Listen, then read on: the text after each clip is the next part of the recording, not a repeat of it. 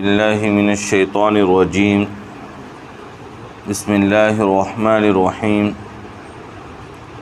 ومن يضلل اللہ فما له من ولی من بعده وترى الظالمین لما رأوا العذاب یقولون هل إلی مرد من سبیل وتراهم يعرضون علیہا خاشعین من الذل ينظرون من طرف خفی وقال الذین آمنوا ان الخاسرین الذین خسروا انفسهم واہلیہم یوم القیامہ الا ان الظالمین فی عذاب مقیم وما كان لهم من اولیاء ینصرونهم من دون اللہ ومن يضلل اللہ فما له من سبیل استجیبوا لربکم من قبل ان یأتی یوم لا مرد له من اللہ ما لکم من ملجأ یومئذ وما لکم من نکیر فإن أعرضوا فما أرسلناك عليهم حفيظا إن عليك إلا البلاغ وإنا إذا أذقنا الإنسان منا رحمة فرح بها وإن تصبهم سيئة بما قدمت أيديهم فإن الإنسان كفور لله ملك السماوات والأرض يخلق ما يشاء يهب لمن يشاء إناثا ويهب لمن يشاء الذكور أو يزوجهم ذكرانا وإناثا وَيَجْعَلُ مَن يَشَاءُ عَقِيمًا إِنَّهُ عَلِيمٌ قَدِيرٌ۔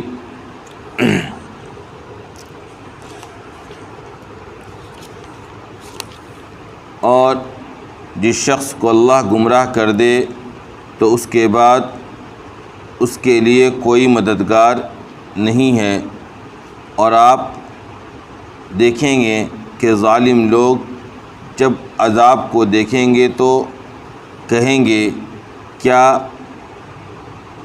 لوٹنے کا کوئی راستہ ہے، اور آپ ان کو دیکھیں گے جب وہ لوگ آگ دوزخ میں پیش کیے جائیں گے تو وہ ذلت کے مارے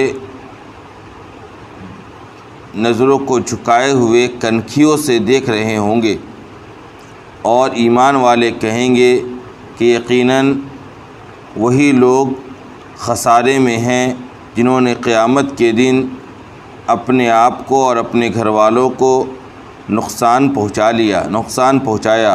سن لو، یقیناً ظالموں کے لیے دائمی عذاب ہے، اور ان کے لیے کوئی ایسا مددگار نہیں ہے جو اللہ کو چھوڑ کر ان کی مدد کرے، اور جسے اللہ گمراہ کر دے تو اس کے لیے پھر کوئی راستہ نہیں ہے۔ لہذا لوگوں، تم اپنے پروردگار کی بات کو مانو اس سے پہلے کہ وہ دن آ جائے جس کا اللہ کی طرف سے لوٹے گا نہیں۔ اس دن نہ تمہیں کوئی جائے پناہ ملے گی اور نہ تمہارے لیے سوال و جواب کرنے کی کوئی گنجائش باقی رہے گی۔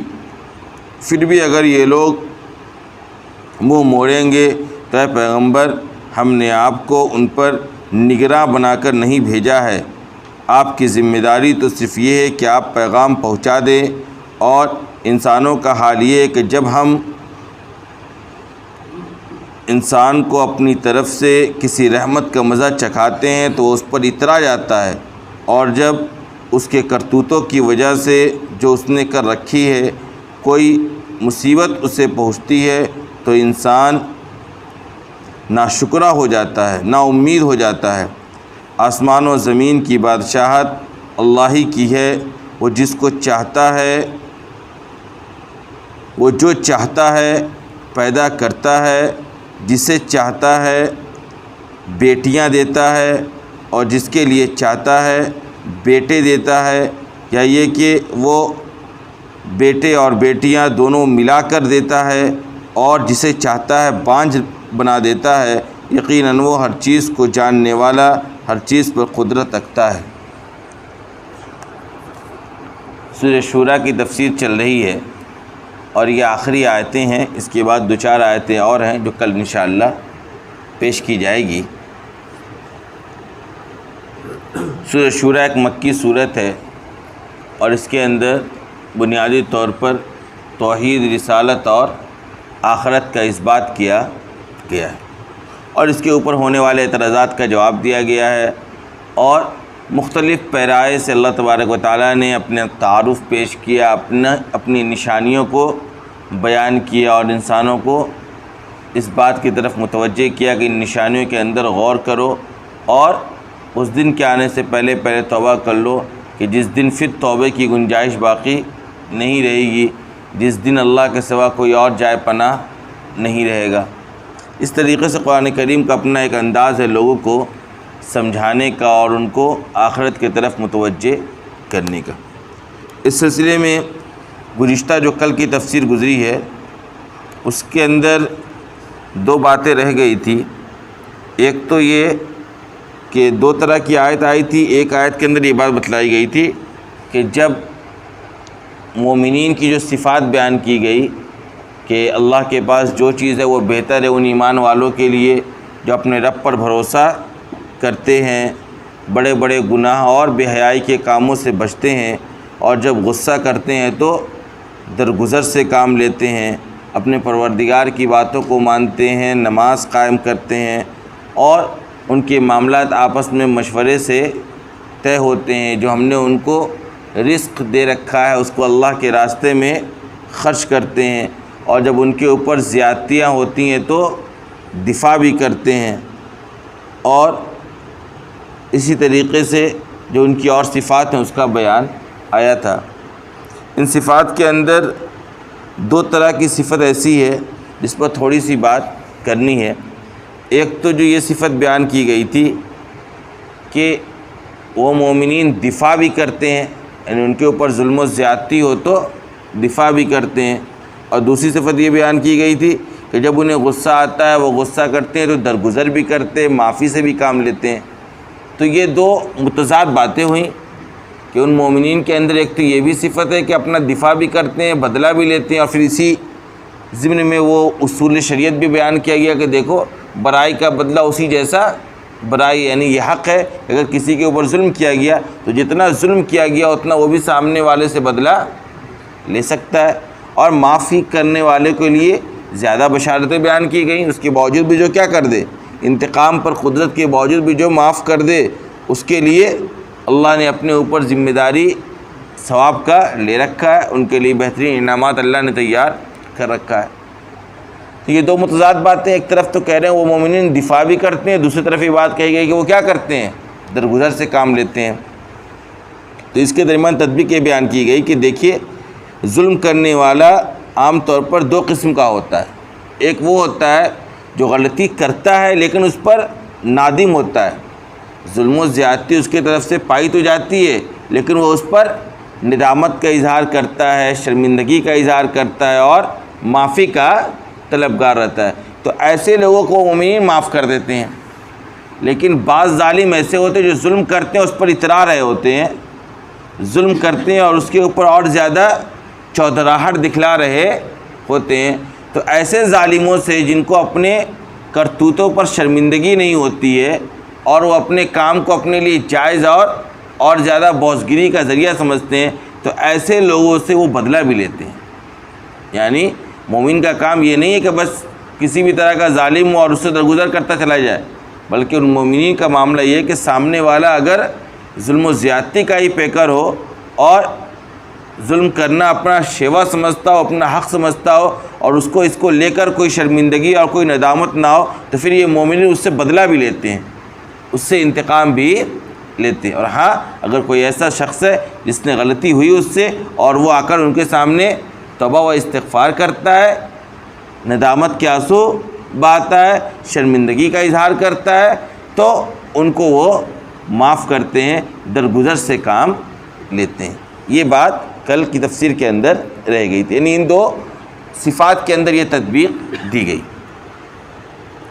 دوسری جو سب سے اس پوری صورت کی وجہ تسمیہ جو آیت بنی تھی، یعنی اس صورت کو جو سورہ شورا کہا گیا تھا، اس کے بارے میں نے آپ کو بات بتلائی تھی کہ اس کے پیچھے وجہ یہ ہے کہ اسی صورت کے اندر مومنین کی جہاں صفات بیان کی جا رہی ہے تو ایک صفت یہ بیان کی گئی ہے کہ ان کے معاملات آپس میں کیا ہوتے ہیں، مشورے سے طے ہوتے ہیں۔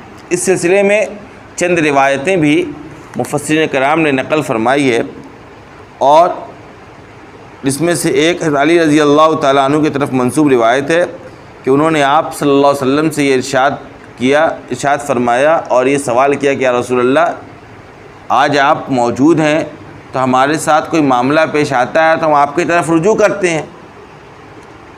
ہمارے یہاں کوئی معاملہ پیش آتا ہے، کوئی نیا معاملہ پیش آتا ہے تو ہم آپ کی طرف رجوع کرتے ہیں، آپ سے اس مسئلے کے سلسلے میں اپنی بات دریافت کر لیتے ہیں. لیکن کل اگر آپ جب دنیا کے اندر نہیں رہیں گے اور ہمارے ساتھ کوئی معاملہ پیش آئے گا اور ہم اگر اس معاملے کا کوئی حل ہمیں قرآن و حدیث کے اندر، شریعت کی دوسری چیزوں کے اندر نہیں ملے گا تو ہم کیا کریں گے؟ کوئی نیا مسئلہ ہماری زندگی میں پیش آ جائے گا اور اس کا کوئی حل ہمیں اگر قرآن و حدیث کے اندر نہیں دکھ رہا ہوگا اور آپ کی ذات اقدس بھی دنیا کے اندر نہیں رہے گی تو ہم اس وقت کیا کریں گے؟ تو آپ صلی اللہ علیہ وسلم نے ارشاد فرمایا کہ اس وقت تم مشورے سے اپنے معاملات کو حل کرنا، یعنی ایسا کرنا کہ تمہارے درمیان جو عابدین ہیں، پرہیزگار اور عبادت گزار جو لوگ ہیں، ان سے مشورہ کرنا اور پھر ان سے مشورے میں جو بات طے ہو جائے اسی کے مطابق عمل کرنا. آئی بات سمجھ میں؟ یعنی رہتی دنیا تک کے لیے مسلمانوں کے لیے یہ خود ایک اصول بن گیا، اگر مسلمانوں کو کوئی نیا مسئلہ پیش آ جائے تو عبادت گزار، پرہیزگار اور نیک لوگوں کا اجتماع کرے اور ان سے مشورہ کرے اور ان سے مشورہ کر کے پھر وہ عمل کرے. تو ایسا مسئلہ پیش آ جائے جس کا حل قرآن و حدیث کے اندر بظاہر ہمیں نہیں دکھ رہا ہے اور ہمارے پاس کوئی ایسی سیرت موجود نہیں ہے آپ صلی اللہ علیہ وسلم کی جس کو سامنے رکھ کر ہم اس کے مطابق عمل کریں، پھر مسلمانوں کو حکم دیا گیا ہے کہ اس وقت وہ کیا کریں گے؟ آپس میں مشورہ کریں گے. اور مشورہ میں بھی کن لوگوں کو رکھا جائے گا؟ عابدین کو، پرہیزگار کو. یہ نہیں کہ ہر طرح کے فاسق اور فاجر کو آپ میٹنگ میں بلا لیں اور مشورہ کریں تو وہاں تو آپ کو خیر والا مشورہ ملنے زیادہ شر والا مشورہ ملنا شروع ہو جائے گا. آئی بات سمجھ میں؟ لہذا مشورے کی جو اہمیت ہے اس میں یہ بات بھی بنیادی طور پر اہم ہے کہ مشورہ کس سے لیا جا رہا ہے یہ بھی دیکھنا چاہیے. ہر کس و ناکس سے مشورہ نہیں لینا چاہیے، یا ہر شخص کا مشورہ قبول نہیں کرنا چاہیے، بلکہ دیکھنا چاہیے کہ سامنے والا کتنا متقی ہے، کتنا پرہیزگار ہے، کتنا اس کے دل میں اللہ کا ڈر ہے، کتنے اس کے اندر خیرخواہی ہے. ان چیزوں کو سامنے رکھ کر پھر اس سے مشورہ کرنا چاہیے اور اپنے جو مجلس شورا بنانا چاہیے نا، جس مجلس شورا کے اندر جو اہل الرائے کو جمع کرنا چاہیے تو ان اہل الرائے کے اندر بھی بنیادی طور پر یہ صفات دیکھنی چاہیے کہ ان کے اندر تقوی اور پرہیزگاری اور دینداری اور عبادت گزاری ہے یا نہیں. ایسا نہ ہو کہ اپنے مجلس شورا کے اندر بس ایسے لوگوں کو جمع کر لیا جائے جن کے پاس کیا ہے؟ پیسہ ہے، یا جن کے پاس بوسگری ہے، یا جن کے پاس طاقت ہے، بھلے وہ دیندار ہوں یا نہیں ہوں. اس چیز کا خاص طور پر خیال رکھیں. آج کل معاملہ یہ ہے کہ ہم لوگ جو بھی مجلس شورا بناتے ہیں، جو بھی کوئی آرگنائزیشن ٹیم بناتے ہیں تو ان میں ایسے لوگوں کو داخل کرنا چاہتے ہیں جن سے ہمارا کچھ ذاتی مفاد پیش نظر ہو، یا یہ کہ وہ مالدار ہوں یا پیسے والے ہوں. ان سب چیزوں کو کا دھیان رکھا جاتا ہے. اس کا نتیجہ یہ ہوتا ہے کہ عام طور پر میٹنگوں کے اندر سے کوئی خیر بات نہیں نکلتی ہے، مشورے کے اندر سے کوئی خیر کا فیصلہ نہیں نکلتا ہے، بس فساد اور آپسی اختلاف کی باتیں ہی ہوا کرتی. اس لیے مشورہ کس سے لیا جا رہا ہے؟ اس کے سلسلے میں آپ وسلم نے کہہ دیا کہ عابدین سے مشورہ لینا ہے، پرہیزگار سے مشورہ لینا ہے. دوسری طرف جس سے مشورہ کیا جا رہا ہے اس کے لیے بھی شریعت نے احکامات بیان کر رکھی ہیں. آپ صلی اللہ علیہ وسلم کی ایک حدیث ہے بخاری شریف کے، الدین والنصیحہ. دین کس چیز کا نام ہے؟ خیر خواہی کا نام ہے. پھر آگے اس کی پوری تفسیر ہے. کس کے ساتھ خیر خواہی؟ اپنی ذات کے ساتھ خیر خواہی، مومنین کے ساتھ خیر خواہی، اپنے مسلمان بھائیوں کے ساتھ خیر خواہی. اب خیر خواہی کا مطلب کیا ہے؟ کہ آپ ہمیشہ اپنے سامنے والے کے لیے خیر خواہی کا جذبہ رکھیں. اب جو آپ سے کوئی مشورہ کرے گا تو آپ مشورے میں اس کے ساتھ وہی بات شیئر کریں گے جو آپ اس کے لیے خیر سمجھتے ہوں. اور اگر آپ کے دل میں سامنے والے کے تئیں محبت نہیں ہوگی، خیر خواہی کا جذبہ نہیں ہوگا، اور آپ دین جو خیر خواہی کا نام ہے اس کے مفہوم کو نہیں سمجھ رہے ہوں گے، پھر آپ سامنے والے کو ادھر کا مشورہ دے دیں گے. اور مشورہ بھی امانت ہے. اسی لیے آپ کو پتہ ہوگا عام طور پر کسی کے عیب کو کسی کے سامنے بیان کرنے کی اجازت نہیں ہے، یہ غیبت ہو جاتی ہے. لیکن آپ سے اگر کوئی کسی کے بارے میں مان کر چلیے، کسی کو اپنی بیٹی کا کسی لڑکے سے نکاح کرنا ہے، یا کسی کو اپنے بیٹے کا کسی فلاں کے گھر میں رشتہ کرنا ہے اور وہ آپ سے آیا مشورہ مانگنے، تو ایسے وقت میں آپ کے اوپر یہ ذمہ داری عائد ہوتی ہے کہ جو بات اس خاندان یا اس بچے کے اندر موجود ہے، ان تمام باتوں کو آپ ان کے سامنے نقل کر دیں۔ یہ غیبت نہیں ہوگی بلکہ یہ خیر خواہی ہوگی، کیونکہ یہ کوئی کھیل تماشا تو کرنے نہیں جا رہے ہیں، وہ کہیں اپنا رشتہ کرنے جا رہے ہیں، دو خاندانوں کا ملان ہونے جا رہا ہے، دو اجنبیوں کو پھر آگے چل کے زندگی گزارنی ہے۔ اگر کوئی غلط لڑکا یا غلط لڑکی ان کے گھر میں آ گئی تو ان کی پوری زندگی برباد ہو جائے گی۔ لہذا ایسے موقع پر کوئی آپ سے مشورہ کرے تو بالکل خیر خواہی کے جذبے رکھ کر سامنے والے کے اندر کیا اچھائیاں ہیں اس کو بھی نقل کرنا چاہیے، کیا برائیاں اس کو بھی بیان کر دینا چاہیے۔ اس سلسلے میں ایک بات اور عرض کرنا چاہتا ہوں آپ کے سامنے کہ دیکھیے معاملہ کیا ہے، اللہ تبارک و تعالیٰ نے انسانوں کو ایسا بنایا ہے کہ انسان کے اندر اچھائیاں بھی ہیں اور برائیاں بھی ہیں۔ قرآن نے کہا نا فَأَلْهَمَهَا فُجُورَهَا وَتَقْوَاهَا، کہ ہم نے انسان کے اندر، نفس کے اندر فسق و فجور بھی ڈالا ہے اور تقوی اور پرہیزگاری بھی کی صفات بھی انسان کے اندر ہم نے ودیت رکھی ہے۔ تو انسان کے اندر، ہر انسان کے اندر اگر کچھ اچھائیاں ہیں تو کچھ برائیاں بھی ہیں۔ ہم اور آپ مشورے میں خیانت سے کام وہاں لیتے ہیں کہ اگر ہمیں سامنے والا سمجھ میں نہیں آتا ہے تو ہم صرف اس کی برائیوں کو ہی گنوا دیتے ہیں سامنے والے کے سامنے، یا ہمیں اگر کوئی چیز پسند ہے تو ہمارا یہ رویہ ہوتا ہے کہ ہم صرف اس کی اچھائیاں ہی بیان کرتے ہیں۔ یہ غلط ہے۔ خیر خواہی کا جذبہ یہ ہے کہ ایک انسان کے اندر اگر آپ اس کی اچھائیوں کا تجزیہ کر سکتے ہیں تو اس کی برائیوں پر بھی آپ تبصرہ کریں، اور اگر آپ کسی کی برائیوں پر نظر رکھتے ہیں تو اس کی کیا اچھائیاں اس کو بھی بیان کرنے کی طاقت رکھیے اپنے اندر۔ آپ کا دل اتنا وسیع ہونا چاہیے کہ یہ نہیں بس ارے یار فلاں آدمی تو ایسا ہے ویسا ہے، نہیں۔ اگر کوئی آپ سے مشورہ مانگ رہا ہے کہ دیکھیے بھائی میں فلاں آدمی کے ساتھ کاروبار کرنا چاہتا ہوں، فلاں آدمی کا رشتہ کرنا چاہتا ہوں، فلاں کو اپنے یہاں کام پہ رکھنا چاہتا ہوں، آپ بتائیے اس سلسلے میں کیا رائے ہے؟ تو آپ غور و فکر کر کے اور اللہ کی رضا کے لیے خیر خواہی کے جذبے سے اس کو جو صحیح بات ہے وہ بیان کر دیجئے۔ ہم اور آپ اس سلسلے میں افراط و تفریط سے کام لیتے ہیں۔ ہمارا معاملہ یہ ہے کہ کسی سے اگر کوئی ہمیں کام بنانا ہوتا ہے تو ہم اس کے لیے خوب اچھی اچھی صفات اس کا بیان کرتے ہیں، اور جب وہ کام بن جاتا ہے پھر ساری برائیاں ہمیں دکھنے لگتی ہے۔ جب تک رشتہ کرنا رہتا ہے تب تک بہو بہت اچھی دکھتی ہے، اور رشتہ ہو جانے کے بعد بس بہو کی صرف شکایتیں ہی زبان پر ہے۔ جب تک رشتہ کرنا ہوتا ہے تو سامنے والا لڑکا آپ کو بہت اچھا دکھ رہا ہوتا ہے، سمجھی بھی بہت اچھا معلوم ہو رہا ہوتا ہے، خاندان کے سارے لوگ آپ کی نظروں میں بالکل سب کیا ہوتے ہیں، رابعہ بصریہ اور حسن بصری رحمۃ اللہ علیہ کی صفات کے متصف ہوتے ہیں۔ اور جہاں جب آپ کا معاملہ ہو گیا اس کے بعد دیکھیے آپ کو ان کے اندر صرف اور صرف عیب ہی دکھ رہا ہوتا ہے۔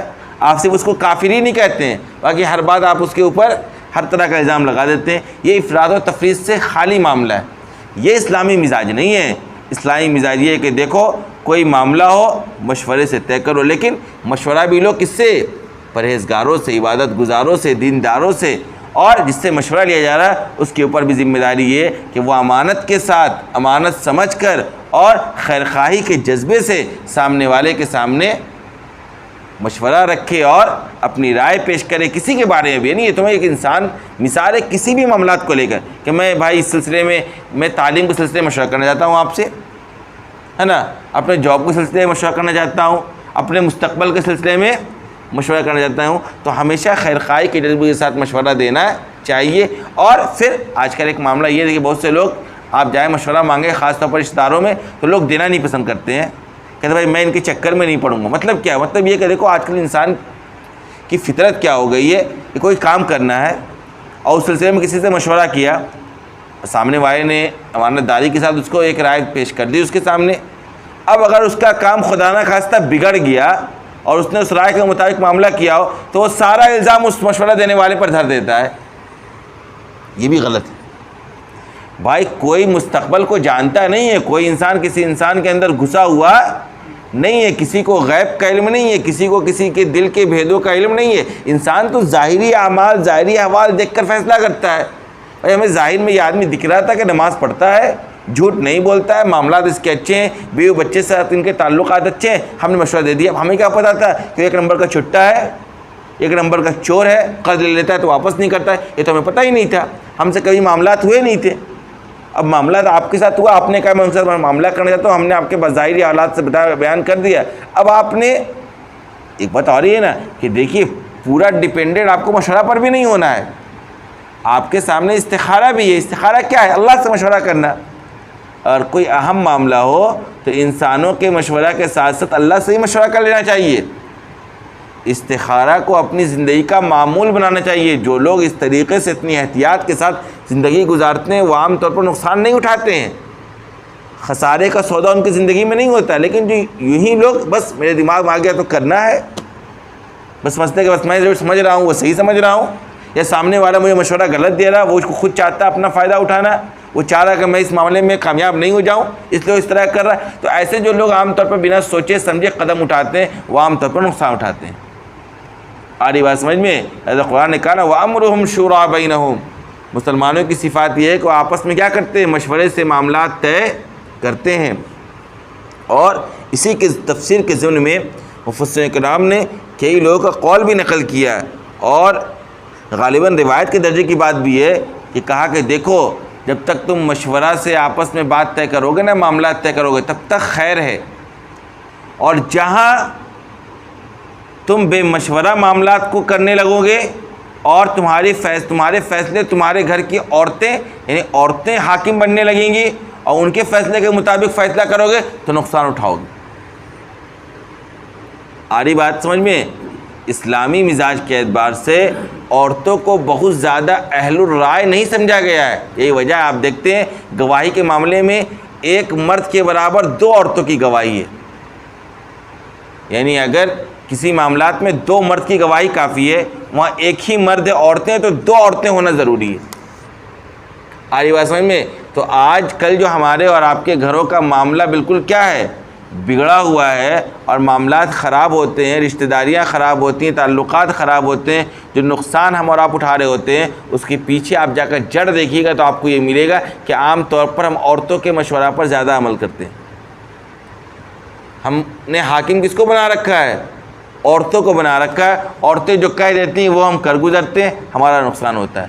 لہذا ہمیشہ اہل الرائے سے مشورہ کیا جائے، اہل اللہ سے مشورہ کیا جائے، اولیاء اللہ سے مشورہ کیا جائے، اور ان کے مشورے کے مطابق اللہ پر بھروسہ رکھتے ہوئے کوئی کام کو انجام دیا جائے تو اس کے اندر خیر ہوتا ہے. جب فیصلے عورتیں کرنے لگیں گی اور بغیر مشورے کے فیصلے ہونے لگیں گے تو پھر یہی حال ہوگا جو ہو رہا ہے، جو ہم اور آپ دیکھتے ہیں عام طور پر کہ ہم جس چیز میں ہاتھ ڈالتے ہیں نقصان اٹھاتے ہیں، جس معاملات میں قدم بڑھاتے ہیں خسارہ ہی خسارہ ہمیں ہماری آنکھوں کے سامنے دکھ رہا ہوتا ہے. آئی بات سمجھ میں؟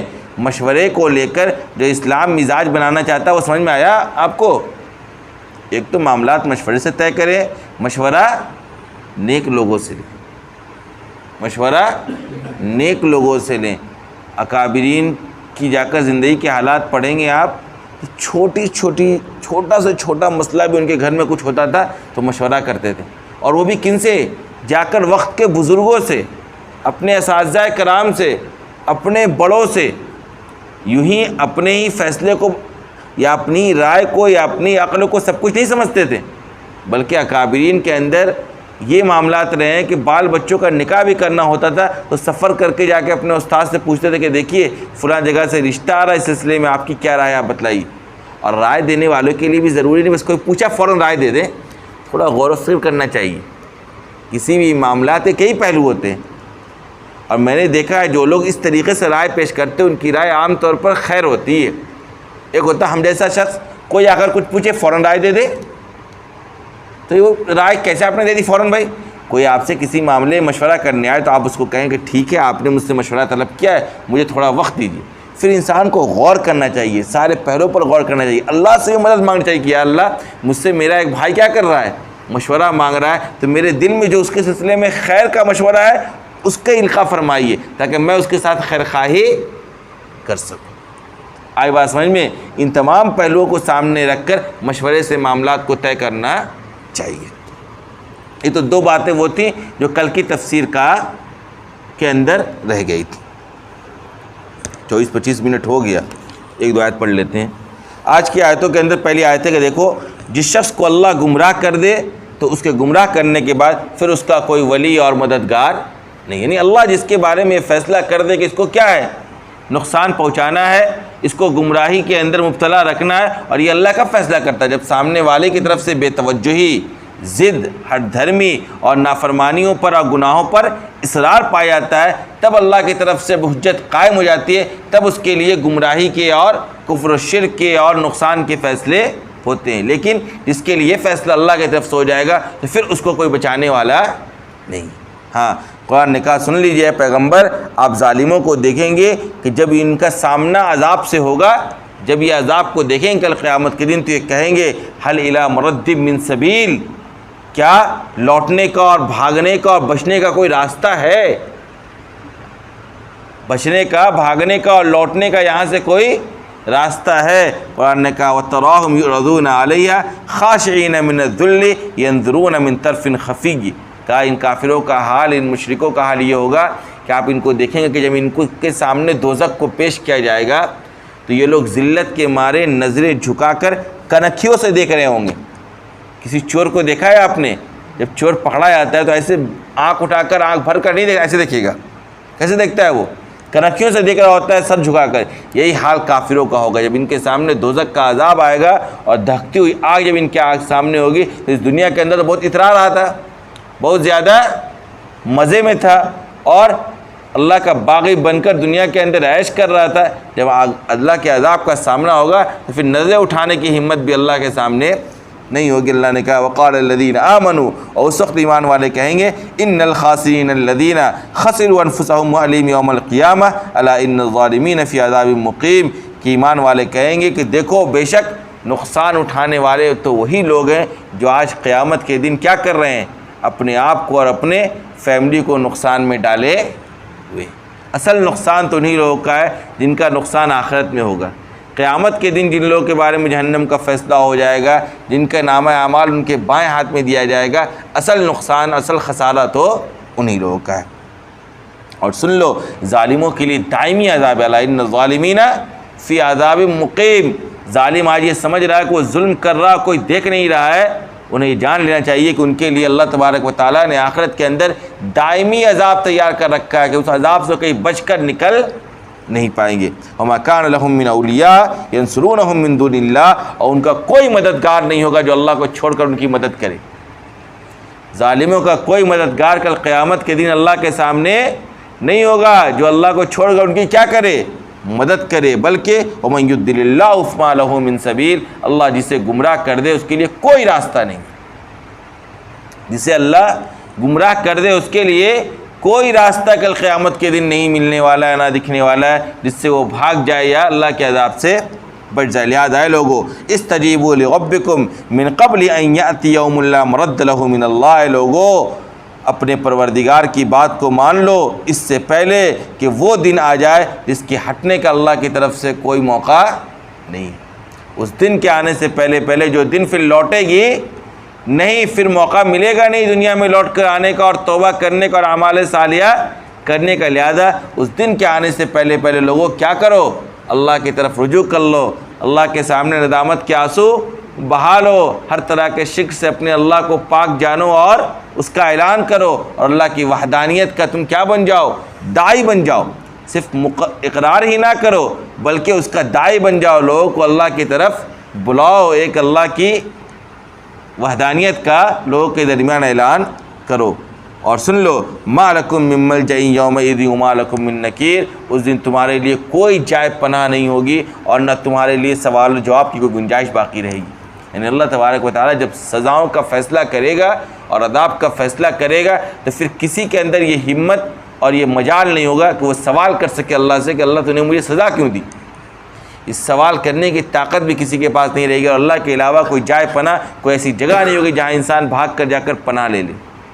آ رہی بات سمجھ میں؟ لہٰذا ایسے دن کے آنے سے پہلے پہلے اللہ کی فرما برداری میں، اللہ کی اطاعت میں انسانوں کو لگ جانا چاہیے۔ فَإِنْ أَعْرَضُوا، اس کے باوجود بھی اگر یہ کیا کر رہے ہیں؟ اے پیغمبر منہ موڑے ہوئے ہیں، یہ دین کو قبول نہیں کر رہے ہیں، تمہارے دین کا ٹھٹا اور مذاق اڑا رہے ہیں، لہٰذا سن لو فَمَا أَرْسَلْنَاكَ عَلَيْهِمْ حَفِيظًا، آپ کو ہم نے ان کے اوپر نگراں بنا کر نہیں بھیجا ہے، آپ کے اوپر کوئی ذمہ داری آنے والی نہیں ہے۔ یہ اگر منہ موڑ رہے ہیں اس کا نقصان خود ان کی ذات کو ہونے والا ہے۔ ان علیک الا البلاغ، آپ کی ذمہ داری تو صرف اور صرف کیا تھی؟ میرا پیغام میرے بندوں تک پہنچانے کی تھی، اور وہ آپ نے کر دیا۔ آپ ان کے نگراں نہیں ہیں، ان کے اعمال کے آپ ذمہ دار نہیں ہیں، ان کو زبردستی ہدایت پر لانے کا آپ کو مکلف نہیں بنایا گیا، لہذا سن لو انسانوں کا حال یہ۔ قرآن بار بار یہ والی آیت یا یہ ٹکڑا ضرور پیش کرتا ہے، وَإِنَّا إِذَا أَذَقْنَا الْإِنسَانَ مِنَّا رَحْمَةً فَرِحَ بِهَا وَإِن تُصِبْهُمْ سَيِّئَةٌ بِمَا قَدَّمَتْ أَيْدِيهِمْ فَإِنَّ الْإِنسَانَ كَفُورٌ۔ انسانوں کا حال یہ ہے کہ جب ہم اس کو اپنی طرف سے کسی رحمت کا مزہ چکھاتے ہیں تو اترانے لگتا ہے۔ انسان کی فطرت، اس لیے اللہ بار بار اس فطرت کی طرف انسان کو متوجہ کرتا ہے کہ دیکھو اس فطرت کے خلاف چلو۔ تمہاری عادت یہ ہے کہ تمہیں جب رحمت پہنچتی ہے، تمہارے دن جب اچھے ہوتے تم اترانے لگتے ہو، نافرمانیاں پر اتر آتے ہو، مجھے اور میرے رسول کو بھولنے لگتے ہو، میرے احکامات کو روننے لگتے ہو، اور وَإِن تُصِبْهُمْ سَيِّئَةٌ بِمَا قَدَّمَتْ أَيْدِيهِمْ، اور تمہارے ہی کرتوتوں کی وجہ سے جب تم پر کوئی مصیبت پہنچتی ہے فَإِنَّ الْإِنسَانَ كَفُورٌ، تو بالکل نا امید اور مایوس ہو کر بیٹھ جاتے ہو۔ یہ حال ہے انسان کا، ایک جھٹکا کیا لگتا ہے، چہرے کی رنگت ہی اڑ جاتی ہے، رات کی نیند کیا ہو جاتی ہے انسان کی، ختم ہو جاتی ہے، جدھر دیکھیے ادھر وہ پریشان اور حیران و سرگردہ پھرتا رہتا ہے۔ اللہ نے کہا دیکھو تمہارے ساتھ جب اچھے معاملات ہو رہے تھے تب تو بڑے اترا رہے تھے، لہٰذا انسانوں کا کام یہ کہ اچھے حالات ہوں اللہ کا شکر گزار بن جائے، اور کتنے ہی سخت حالات سے گزرنا پڑے صبر کے دامن کو نہ چھوڑے۔ نا امیدی اور مایوسی اس کی تعلیم اسلام نہیں دیتا ہے، لہذا سن لو للہ ملک السماوات والارض، اللہ ہی کے لیے آسمان و زمین کی بادشاہت ہے، یخلق ما یشاء، جو چاہتا ہے پیدا کرتا ہے، یحب لمن یشاء اناثا ویحب لمن یشاء ذکور، جس کو چاہتا ہے بیٹیاں عطا کرتا ہے، جس کو چاہتا ہے بیٹے عطا کرتا ہے، اور یزوجہم ذکرانا و اناثا، اور جس کے لیے چاہتا ہے ملا کر بیٹے اور بیٹیاں دونوں نعمتوں سے اسے نواز دیتا ہے، وَيَجْعَلُ مَن يَشَاءُ عَقِيمًا، اور جس کو چاہتا ہے بانجھ بنا دیتا ہے، اِنَّهُ عَلِيمٌ قدیر، بے شک اللہ ہر چیز کو جاننے والا، ہر چیز پر قدرت رکھنے والا ہے۔ اس آیت پر میں انشاءاللہ کل اور تفصیل سے بات کروں گا، اس آیت میں بہت تفصیل سے بات کرنے کی ضرورت ہے، کیونکہ جو جہالت ہے وہ دیکھنے کو ملتی ہے۔ دیکھیے اولاد کا سارا اختیار اللہ نے اپنے ہاتھوں میں لے رکھا ہے، کس کو مذکر اولاد دینا ہے، کس کو مؤنث اولاد دینا ہے، اللہ جس کو چاہتا ہے مذکر اولاد دیتا ہے، جس کو چاہتا ہے مؤنث اولاد دیتا ہے، جس کو چاہتا ہے دونوں طرح کی اولاد سے نوازتا ہے، اور جس کو چاہتا ہے بانجھ رکھتا ہے، بے اولاد رکھتا ہے۔ یہ سارا کا سارا پاور کس کو؟ اللہ کو۔ لیکن دنیا نے اس کو ایسا بنا رکھا ہے کہ اگر کسی کے یہاں بیٹیاں ہو رہی اس کو بھی لوگ غلط نگاہوں سے دیکھنا شروع کر دیتے ہیں، ظلم و زیادتیاں کرنے لگتے ہیں، کسی کی اولاد نہیں ہو رہی ہے اس پر بھی طرح طرح کے جملے کسنے لگتے ہیں۔ یہ انسانوں کی جہالت ہے، انسانوں کو اس آیت پر غور کرنا ہے۔ انشاءاللہ کل میں اس آیت پر تفصیل سے بات کروں گا۔ او یزوجہم ذکرانا و اناثا انہ علیم قدیر، بے شک اللہ ہر چیز کو جاننے والا، ہر چیز پر قدرت رکھنے والا ہے۔ اس آیت کو لے کر اور ایک جو آیت ہے اس کے بعد وحی کے بارے میں، وہی بہت اہم آیت ہے، انشاءاللہ کل ہوگا، نہیں تو پرسوں، پھر انشاءاللہ اس صورت کی تکمیل ہو جائے گی۔ وآخر دعوانا الحمدللہ۔